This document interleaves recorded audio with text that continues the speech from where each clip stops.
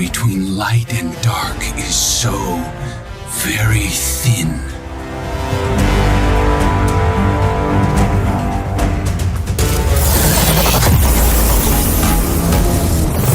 I am God! And I have become legend. And welcome back, Guardians, to episode 21 of Becoming Legend. What is whoop, up? Whoop, whoop. We're 21. We made it. Exactly. We're legal. We made it. Legal beagles. We can do whatever we want. We can slay whoever we want in the world of Destiny 2. Yeah. We can slay hive monsters. There's some new ones floating around the galaxy. Have you encountered them? They say they go by Headless Ones, I think is what they're calling them. Oh, I think is based off of what we read in the lore. I think that's the name that Glint gave them. That he's just trying to get everyone to catch on to is the Headless Ones.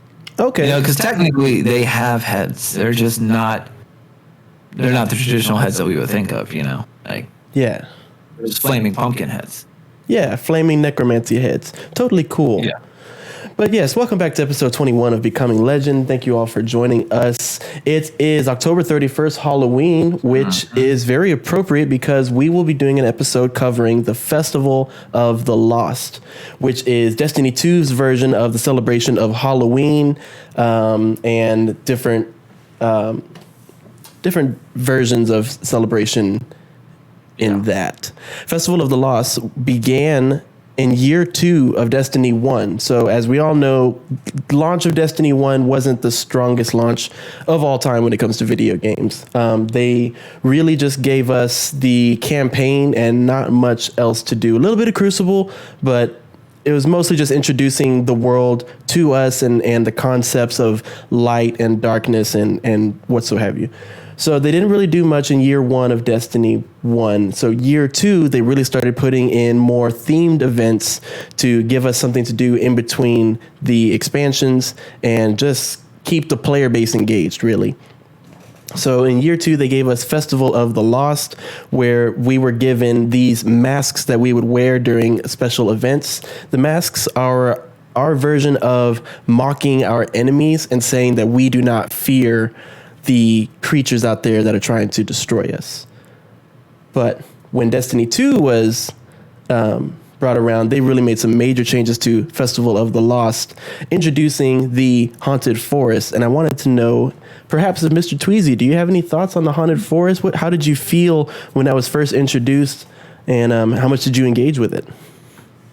So when Haunted Forest was first introduced, it was fresh off the release of The Curse of Osiris, which I think we all can agree was the DLC which the community hated the most. I'm sorry, like it has to be said, hated. It was rough. For context, at this time, Bungie was still an Activision-owned studio. Bungie, the dev team at Bungie was specifically in charge of releasing Destiny 2, which was a game that was old by our standpoints. They had a lot of developmental problems trying to meet the demands in which Activision had kind of set. And so what would end up happening is that the dev team at Bungie would work on everything, and then they had smaller ancillary support studios, Raven Software being the one who did Warmind, you know, as an example. But like some of those smaller ancillary studios would work on the DLC. Curse of Osiris came out, that introduced the concept of the Infinite Forest, just as a whole. And then when Halloween Festival of the Lost came around, we obviously got the haunted version of that. For those of you who are new, who don't know what the play mechanic was, you would run through one of the, you know, the Haunted Forest's layers. You had a 15-minute timer on it. You would run through, you would kill up to a certain percentage of enemies, and then that would warp you into a room where there would be a boss. And it's just rinse, repeat, run it as many times as you can until the very end. Once the time runs out, you face one big bad, and then you run across a bridge that constantly has disappearing plates to reach the chest at the end. Like, that was what Haunted Forest was. When it first got introduced, obviously, I was intrigued I don't think we can, I don't think we need to say that Destiny 2 was not the same as it is now as it was back then. Eververse wasn't as big a deal. A lot of the things that are such a big deal now hadn't been fully developed yet at this time. So it was cool. The problem with Haunted Forest really began after year 2, after year 3, where we are continuing to play the exact same event with no variation in how the game is done. There's no variation in bosses. There's no variation in anything. The only thing that would change would be, what cosmetic items you can unlock. And those are still great. I see a lot rocking the tarantula sparrow and stuff, which is fun. But, it's kind of, it kind of got tiresome at the end, especially because in later years, events have really turned into grindy slog fests where you just have to continuously grind this out to unlock all these things, to get all of the things, to earn whatever you need to earn. You have to earn half the pages in the book in order to get this year's emblem, and you have to do the entire, you have to go all the triumphs in order to get the ship. It's a lot of work to do these things. So it's a long-winded answer. When it started off, I liked it. As it's continued to evolve, it turns into another event like the Dawning that you're just okay, I don't need to engage as much with this because it's just going to be a grind, and you already know that. This year's is proven differently, and obviously we're going to talk about that. But yeah, what about you? What were your thoughts on the Haunted Forest? Personally, I enjoyed the Haunted Forest quite a lot, but to me, the Infinite Forest was the only somewhat redeeming factor of the Curse of Osiris, just as a concept, it's basically a Vex supercomputer is what the Infinite Forest is, as far as what the lore contents are in the universe. And it's used to calculate what may or may not have happened in certain places at time, within the range of the Infinite Forest. To my understanding, Osiris tried to expand it to where he can do the entire solar system, what happened in the past, what will happen in the future, but he was unable to do so. He really was able to see what was happening on Mercury, and we were able to glimpse the dark future, which is what would happen if the Vex were successful in their campaign. It's pretty interesting. So I did like that. The Haunted Forest being another variation of that added, Halloween decorations. It was a little more spooky. They turned the lights off. It was dark in there and had lightning off in the distance. So kind of similar to the Ascendant Plane. As far as the looks of it, I did enjoy that. I really liked the mechanic of seeing how many bosses you can kill within the time limit. That was actually one of the main events that you would try to do. Is, really you could just do the one boss and reset, and you will get rewards. However, what you would try to do is see how many bosses you can kill before the timer runs out. Typically you would get at least 12, but it was possible to get upwards of 28 for the super pros. So it's very interesting how that worked. And to me, that is kind of interesting when you consider the new Festival of the Lost event, which is Haunted Sectors, where it's a very similar mechanic, but in the new Haunted Sectors, it caps out at 10. Whereas before you were able to kill as many as you wanted and run the clock out. Now, even if you have 2 minutes left and you already killed 10 bosses because your team is amazing, you just have to wait out the timer for the rest of the event. So that's very interesting to me there. The Haunted Forest, I did get tired of it in year 2 and year 3 specifically. It became more like the European Aerial Zone event over the summer, where it's there and you can grind it out, but it's not something you have to engage with. And especially since they don't really make changes from year to year, especially by year 3, I didn't really engage with it at all. The new Haunted Sectors this year, I have been grinding because they give you a reason to. They actually introduce 27 lore pages that you can discover by doing the Haunted Sectors events. But classic Bungie, they actually nerfed the progress at which you were able to attain these pages. During week 1, there was actually what people found was, instead of doing the Haunted Sectors, you could do the Nightfall instead. And at the time, the Nightfall happened to be Lake of Shadows. So if you speed run Lake of Shadows, you can get it done in maybe 2 or 3 minutes. So people were doing that over and over and over and got all 27 pages within a matter of hours. So for weeks 2 and 3, Bungie said, no, that is absolutely way too fast. We do want you to engage in this event. And that's what they did. They nerfed it. I missed my chance to get all of those pages the first week, so I really, really, really had to grind it out. And actually just a couple of days ago, got my 27th page. But it's a really interesting lore read, the information that they give you in these pages. Did you happen to unlock the new lore pages about Glint and his adventures? I am about halfway through them, and it was just because of the grind fest that the event happens to be. Yes, you know, it is super grindy.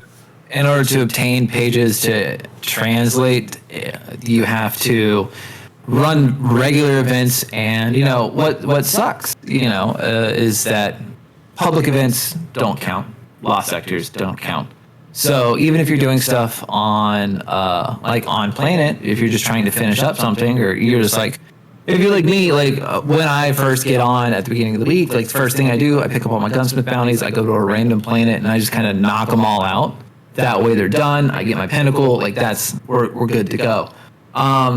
You just run a couple of lost sectors and you're solid. That didn't count, and that was kind of disappointing with everything. But to be honest, I think that the lore is very interesting. Mostly because, I think we can all agree this is lore that doesn't matter. Like, in the grand scheme of things, like, this is not something that's going to be referenced a lot. It will make references to other characters or other people, but it's not something that's, like, pivotal to the story, something that's going to release a secret that we didn't know or anything like that. Like, that's not how this is going to work. Reading through it, it is an amalgamation of like 3 different sources. It's like Glint talking with somebody trying to get more information about the Headless Ones. You have reports from the Hidden that have been decrypted, kind of like talking about people's interactions with them. And then each of the what is it called? The Books of the Forgotten. That's right. It focuses on a specific planet. You have focus on Europa, you have focus on Luna, and then you have a focus on, because failsafe comes into play. Indeed. I enjoyed those in particular. I love any time that failsafe gets brought in. Just because I think failsafe as an AI and as a character are incredibly neat, and it was very nice to see. It was nice and then kind of sad at the same time, where in one of those lore pages, I can't remember which one, failsafe is like, you guys promised to visit me, and then it's been 2 years and you haven't come back to see me. And in my head, I'm like, it's because nothing's happening on Nessus anymore. But it was kind of sad to read that, but it was very interesting as well because and I don't know if this is how it panned out in game, but we are playing lost sectors from each of those specific planets. We are playing I know where it is on the map, but I can't remember the name of the Europa lost sector that you do. We do know that there is a lost sector from the moon that's there. We do know that there's one from Nessus. And I don't know if that got introduced week to week to week, where the first week it was nothing but Europa, second week was Europa and the moon, third week was all 3. But it was definitely something that was clever, that they referenced those locations and kind of gave some new life to them, because we haven't been back. Especially in Nessus, like nobody has any reason to go back. Nope. Not at all. Just an occasional strike in Nightfall. That's it. Yeah. But yeah, I thought it was very interesting. I think the gameplay loop, though, I know you're talking about the being capped at 10, and I was confused because that also happened. You can reach a maximum, I think it's like 14 or 15 pages, because once you reach the 10, then you have the boss spawn. Once the boss spawns, the first little bit of shield, you get 2 headless ones, and then the last one you can get 3. That's right. I still think it's fun, but that part of it is not the hard part for me. It's very common to at least get 10 pages in a run. The part of this activity that kind of is rough is just the activities that you have to run to get pages and then in order to continuously get the appropriate amount of pages for how much they turn into, dude, it is just a slog, you know. Yes. And I'm very curious how, especially, okay, this is gonna get into a small little aside, like my one issue that I have with Festival of the Lost right now.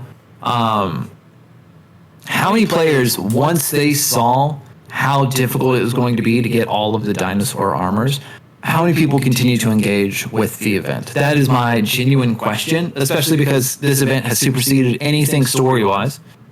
So there's nothing story-wise happening. It's just this event. Mm-hmm. So what's the amount of people that actually like participated in this? And then what, you know, because from everything that I had seen and like was led to believe leading up to the event, those dinosaur skins were going to be unlockable in game and like obtainable in game. And yes, technically they are obtainable in game, but for a single set of armor to be 6,000 gold dust, or you know, and like 6,000 gold dust or $15.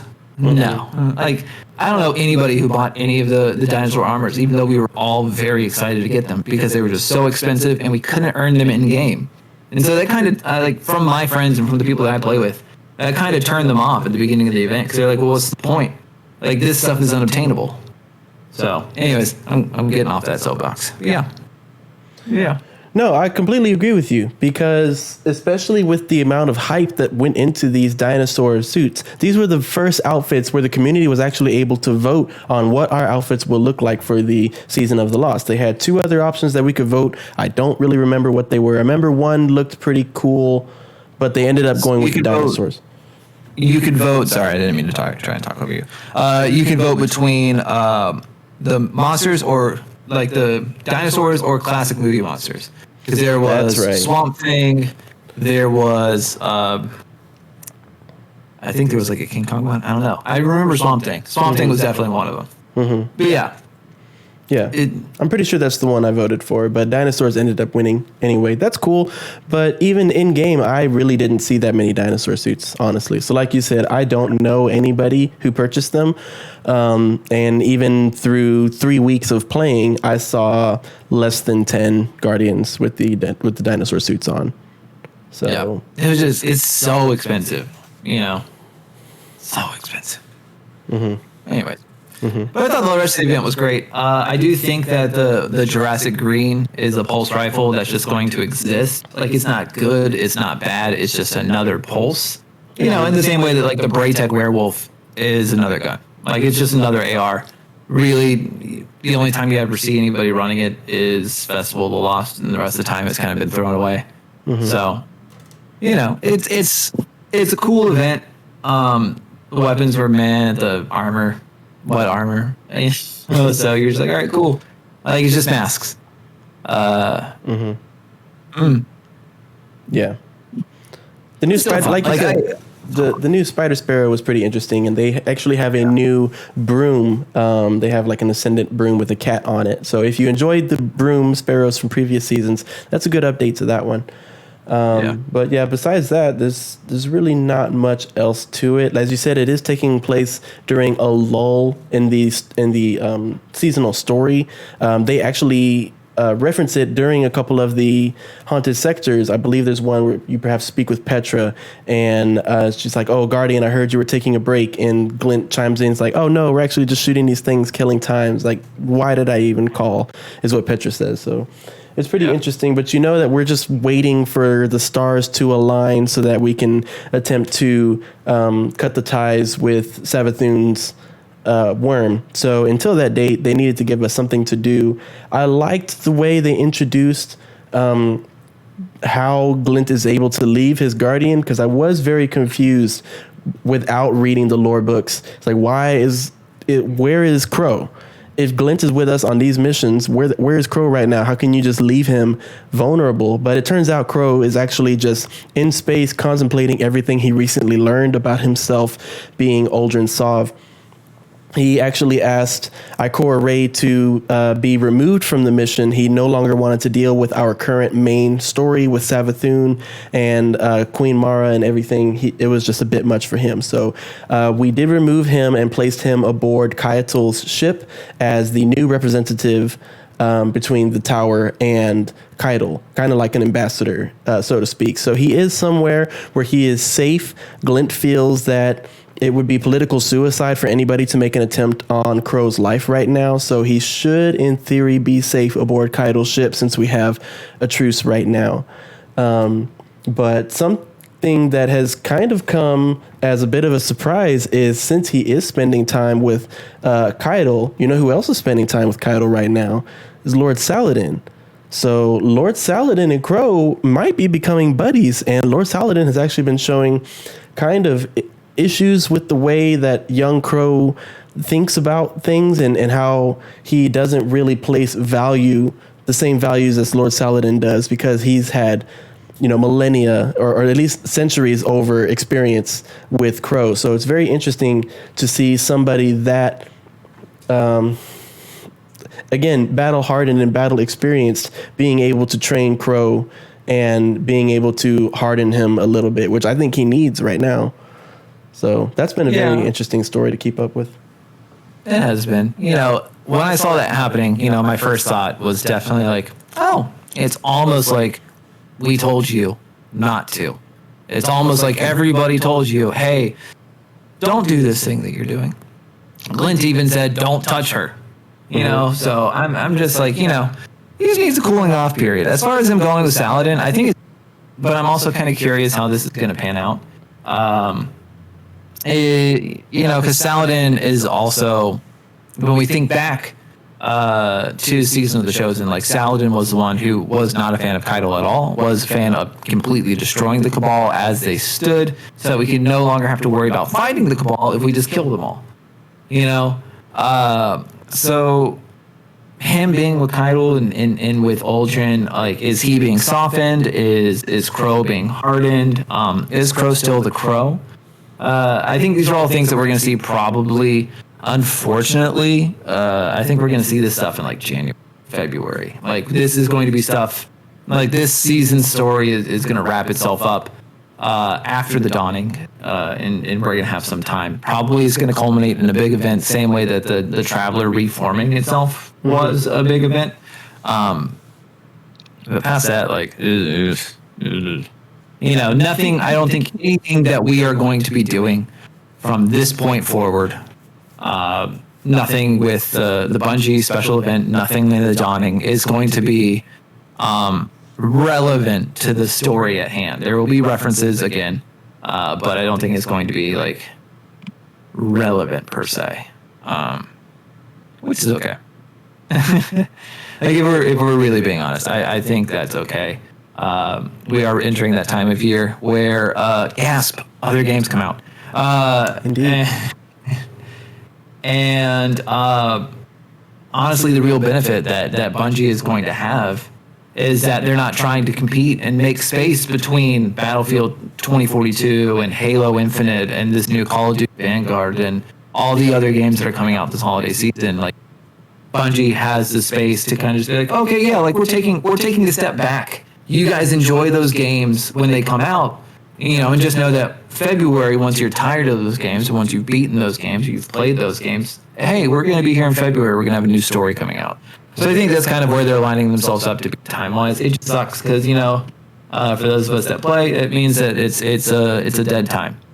And dead times are sad because we spend a lot of time talking about things that nobody, like, we spend a lot of time really nitpicking the small details of how things operate.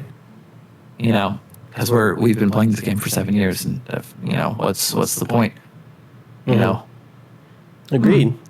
This seems to be the time of the season where the Crucible developers are kind of thinking the same thing, where they really don't have anything else to do. They continue to mess with the flow of the game, specifically referencing the changes that have been made to Trials recently. This is a perfect example of the what you can expect over the next coming months until February, since we won't really have anything to progress the story, it's going to be filled with events, which are also filled with the microtransactions and Glimmer and all of this stuff. But in the meantime, they continue to change how the Flawless Pool in Trials of Osiris works. I personally was a fan of the way it was before, but I guess they were privy to some information that I definitely was not, that showed it was not functioning the way it was intended.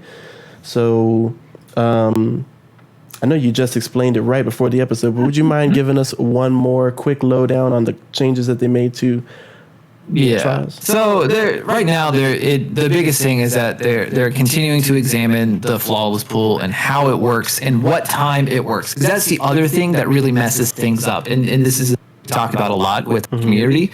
Spoiler alerts, we have a community and an in-game clan. Anyways, one of the big things about the Flawless Pool is that it is to give other players an opportunity to go flawless without having to go against a super stacked sweaty team that is sitting at 7 wins and they're just there to knock people off their cards. So what would happen is that Sunday at, like, the way that it used to work is that Sunday at noon they turned on the flawless pools, and what that would mean is that everybody who had already gone flawless would be placed into a separate instant, like a separate like game instance, where they would only be matching with other players who had gone flawless. Now, it doesn't matter team or no team. If one player on the team has gone flawless, if that player is playing with other people, they're playing in the flawless queue. So don't play with people who have already gone flawless.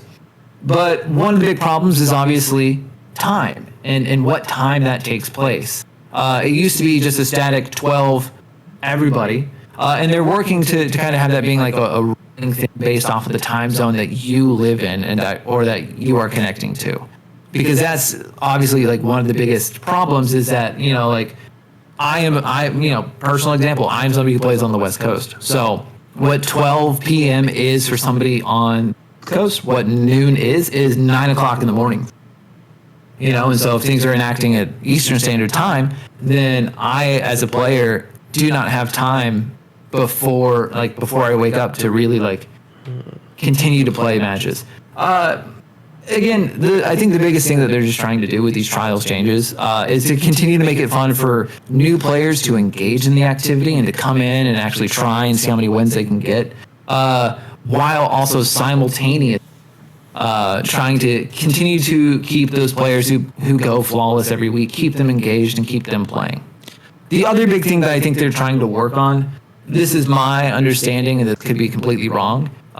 So if it is wrong, tweet, reach out, let me know. We'll correct the record in the next episode.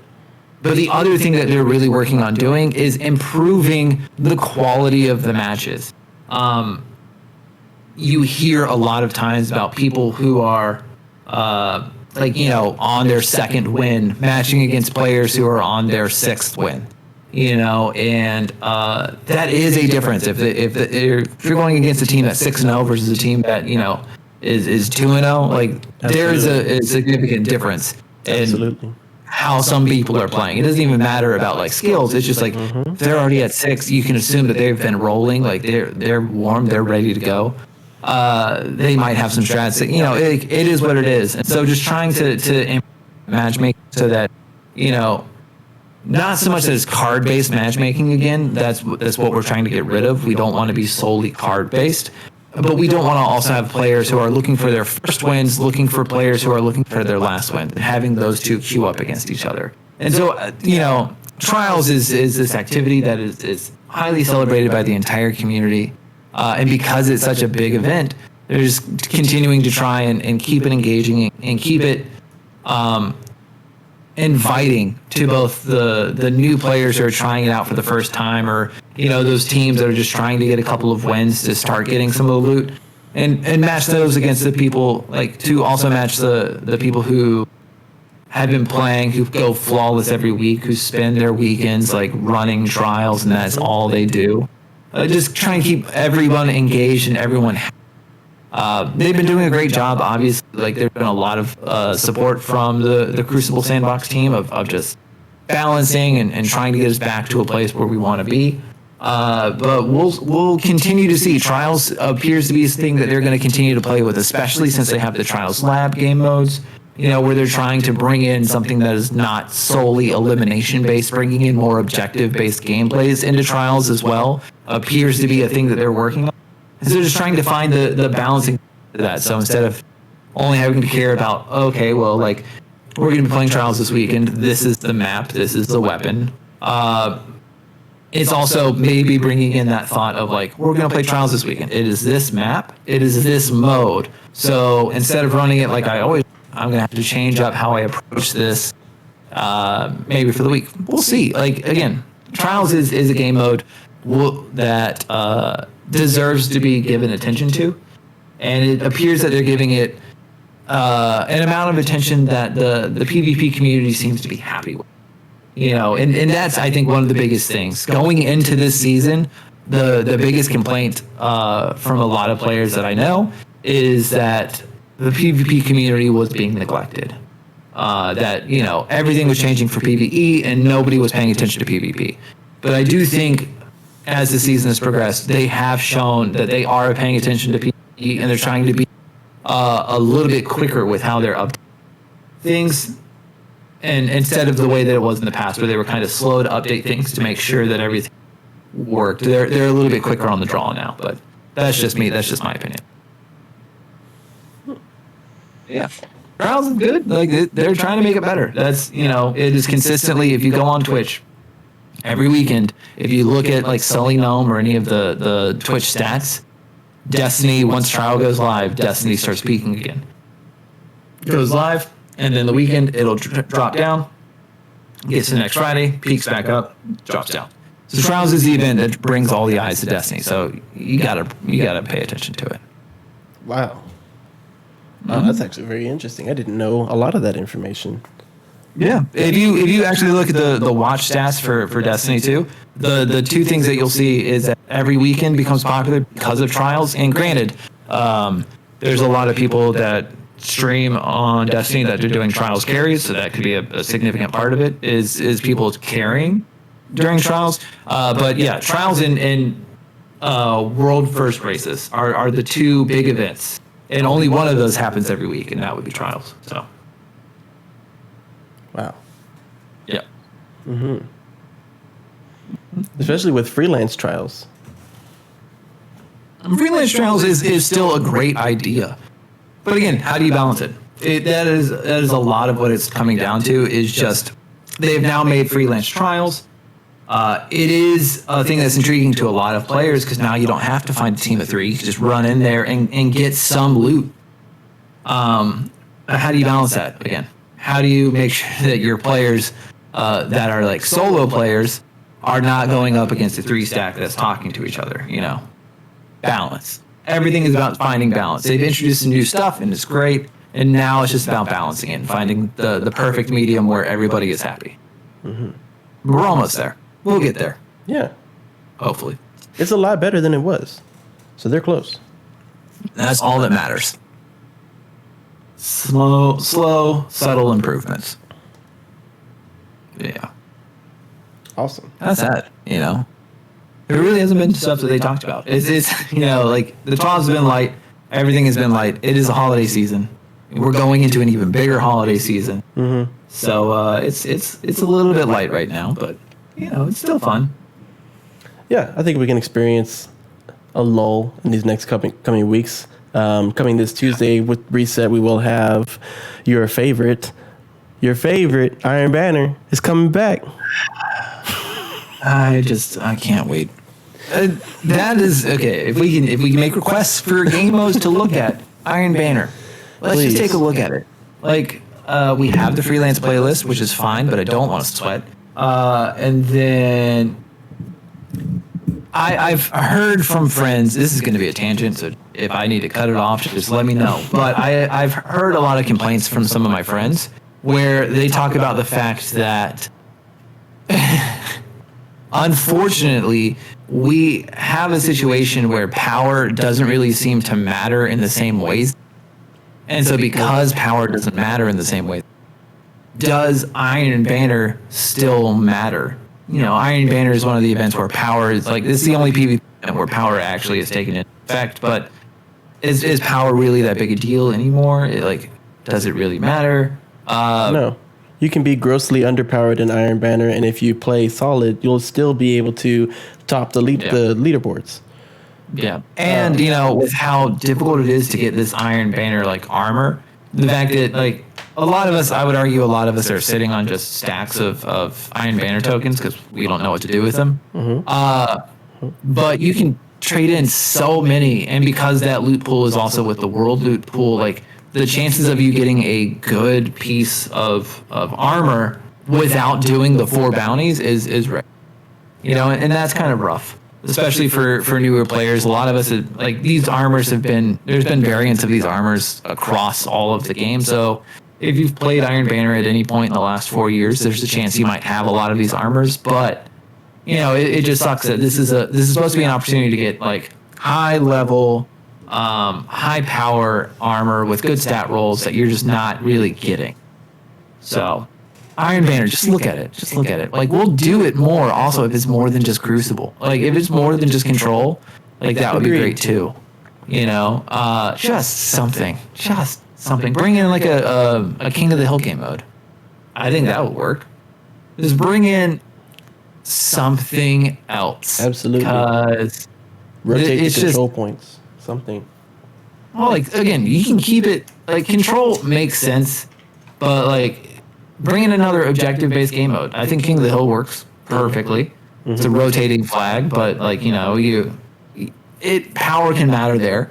It's just it's been 4 years of nothing but Iron Banner being Control, and I think the community is tired of it.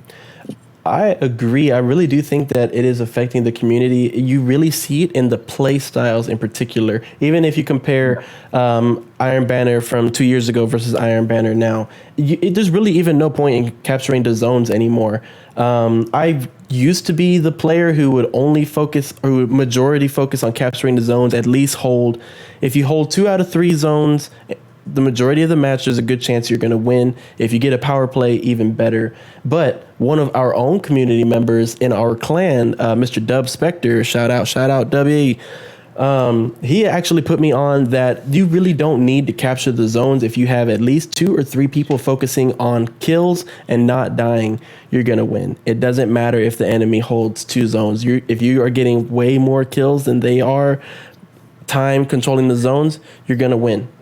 And once he put me onto this mindset, it is a lot of work. It definitely is. It's so much more work than capturing the zones. But now that I've kind of been playing like that, I notice a lot of other people doing the same thing. Even on the opposing team, more people are going for kills than they are capturing the zones. So Bungie could definitely take a look at, just the play style or the kind of gameplay elements of Iron Banner. Give us something to change it up. Because people aren't focusing, of course you don't focus objective on majority of video games, but now it's blatant. There's no point. You really don't have to capture the zones. Well, I mean, I'll be the voice in the darkness. It's no, you should still capture at least 2 zones. But after that, instead of a lot, what I see, and as a player, what I see is that a lot of people are no longer putting a big focus on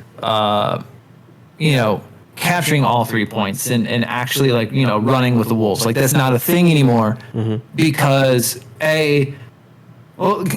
okay. So the real reason why you don't want to do that is because by allowing a team to continue to have a base flag, you force them into a very specific spawn area. And so by forcing them to spawn in a specific set of locations, if you capture 2 points and you have a good team that doesn't overextend into the spawn boundaries, you just sit there and pick off spawns all day and continue to win battles in the choke. Absolutely. That's how you get a quick mercy.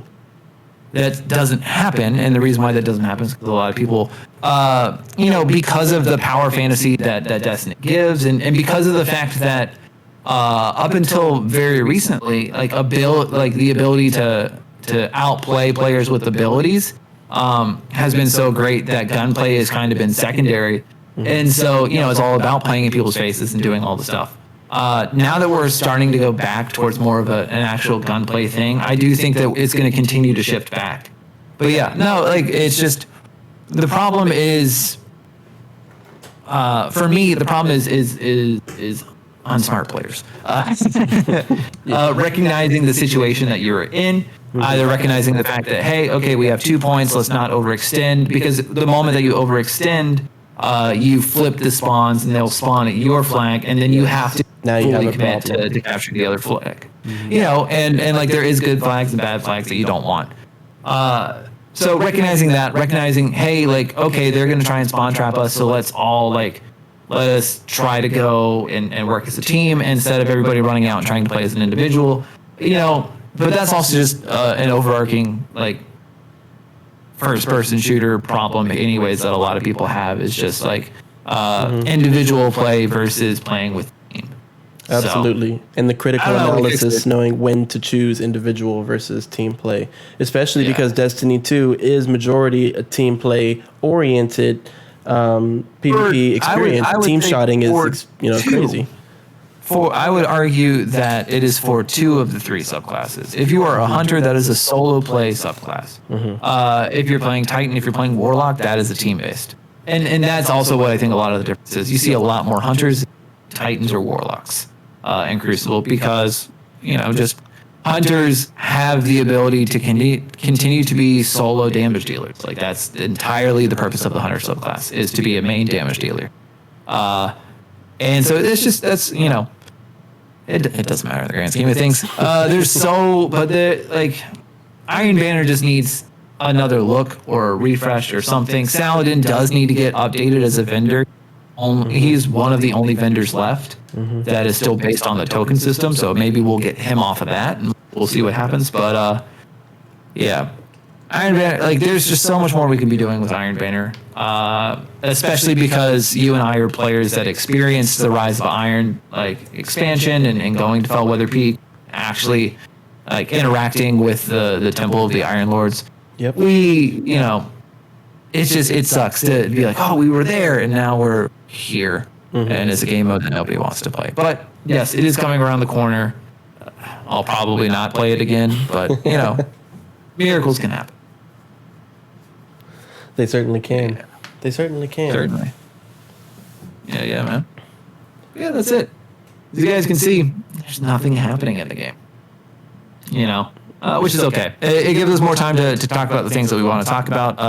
It is important to talk about this, talk about Haunted Forest or the Haunted Lost Sectors, because it is a new game event. And on the whole, I think it's a job well done. I do think that it was a very fun way of doing something new with the game. We've had the Haunted Forest for 3 or so years. But now that Mercury is no longer a destination, we can't take advantage of that anymore. How do you evolve it? How do you take advantage of the things that you already have? I think the gameplay loop is great. You get a lot of candy. It's definitely a fun time to play. It's definitely a fun activity to kind of engage in. There's just small little things here and there that obviously we wish can, and hopefully as the game continues to get older and if we continue to stick with these forests, maybe next year the exciting thing will be that it is still haunted sectors, but it's going to be different planets in rotation. Perhaps. Like who only knows, but yeah, absolutely. If this is where we're going to go, it's great. It's okay. Yeah. That's right. Especially if we're about to start making cookies, Yeah. But yes, as we are talking about a lull in the season, I think as we were noticing, kind of hitting a lull at the end of the episode. So perfect time to slide in the fact that we do have a clan. If you are a solo player out there, or if you're playing in a group, but maybe someone invited you to a clan. They said, we play all the time, but they don't really play. Or maybe you're thinking about playing this game. Maybe you have some friends who play, but you need someone to kind of show you the ropes, to teach you how it works. Because as you can see, with 21 episodes of a Destiny lore podcast, this game is pretty crazy and has a lot of concepts that do need explaining. Becoming Legend Podcast is here for you. You can follow the links in the video below or the podcast or wherever you are finding us. There will definitely be links attached. Click that link, join us in, look for Mr. Birduup or Mr. Tweezii and say, hey, I want to do these activities. Where do I start? We got you. Yeah. And we have plenty of moderators now in our clan as well. Again, shout out Mr. Dubby and Mr. Floofy. You can look for either of them. Mr. Floofy particularly loves to do the Last Wish raid. So if you are trying to get 1,000 voices, hop in our clan and message Mr. Floofy, and he'll get it for you for sure. Yeah. Yeah, it's fun. Also, we have a somewhat active Discord. We're continuing to add new stuff. We're continuing to try and grow. So definitely pay attention to us there. Thank you for everybody who has been listening to the podcast so far. It has been great. It continues to be great. We're coming up here very soon. Actually, I think if it's not the next episode, but the episode after, we are 1 year. So I'm just saying, we've been doing this stuff for a bit.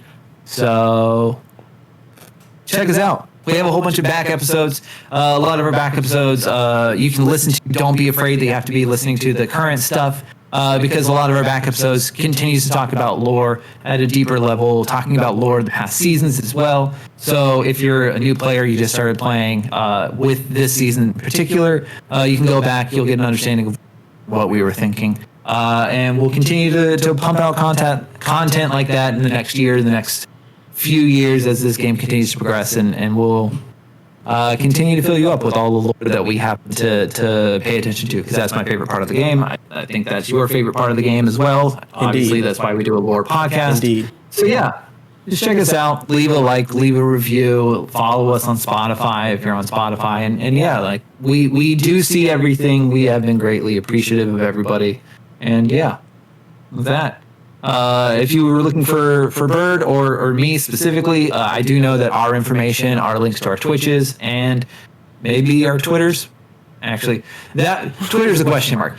Definitely our Twitches. Both of our Twitch accounts are also linked in the show notes, and then the link to our Discord, where we both run the community that we play, the in-game clan, as well as broader listeners of the podcast and fans of Destiny. That's where we choose to be. So yeah, catch us anywhere that we are, and we'd love to talk more Destiny with you, because obviously we've been talking for almost an hour, and I can talk for days. So oh yeah, bring it on. Heck yeah, man. With that, I think this is the perfect time, man. And Bird, since it is Halloween, man, I hope you have a great Halloween. Hopefully you get a lot of great trick-or-treaters, a lot of great candy, and no Headless Ones door. I thought I saw one in the mirror earlier. I made that part up, but actually, seriously, when I was at the gym earlier today, I really did think that I saw a headless one out of the corner of my eye. I had just gotten there. It was 8 a.m. I go there in a fasted state, so I was already tired. I legitimately thought I saw a headless one in the gym. So y'all watch out. Don't summon them. Don't sing Savathun's song. Try to avoid that. And, call out for your newest guardian. Call out to Becoming Legend Clan. We got you. We'll save you. Okay. Bye, guys. All right. Later.